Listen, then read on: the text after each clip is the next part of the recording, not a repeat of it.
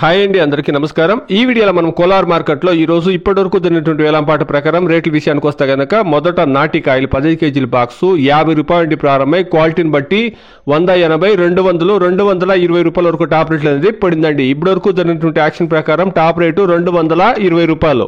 Average market గమనిస్తే గనక 50 రూపాయల నుండి 180, 190 రూపాయల వరకు యావరేజ్ మార్కెట్ అనేది ನಡಿಸ್ತಾ ఉందండి. ಟಾಪ್ ರೇಟ್ ಮಾತ್ರ 220 ರೂಪಾಯಿ.